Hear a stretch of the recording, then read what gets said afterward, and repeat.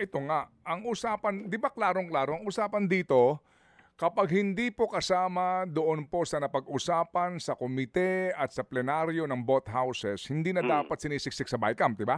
Correct. Okay, sige. O ito. Walang insertion ng, ng new item. So, sino ang nag-insert nitong 8 billion na kine-question nga na walang lokasyon, hindi properly identified na 8 billion farm-to-market roads? Meron dati.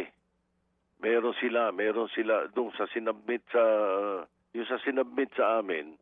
Meron talaga. Pero yun yung mga laman ng NEP.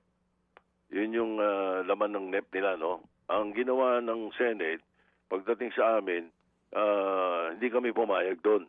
So, napilitan sila doon pa lang sa Senate. Hindi dito sa BICAM yan.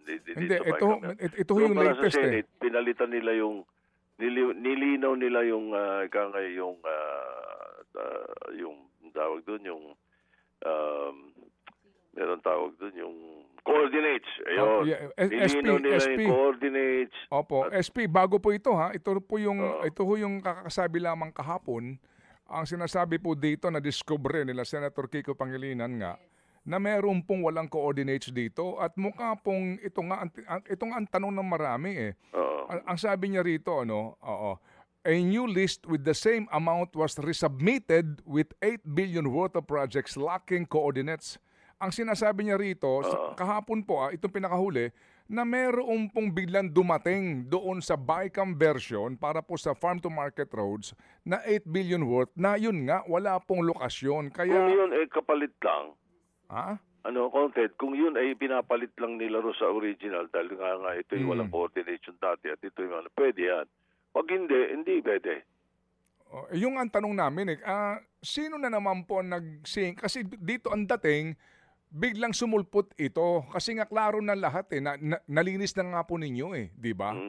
Pero bakit may sumulpot na 8 bilyon? Kaya nga ang tanong niya, either daw po ito nanggaling, hindi niya masagot kung ito ba nanggaling sa DA o sa House. Ako sa agency o sa House, malalaman natin mamaya.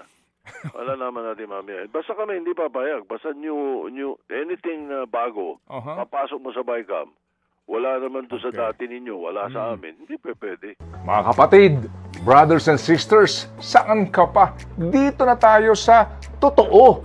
Dito na tayo sa True FM. Mga kapatid, mag-subscribe and follow po kayo sa social media accounts ng True Network PH. Yan po kami. Hanapin nyo lang True Network PH, Facebook, Instagram, YouTube, TikTok, and podcast.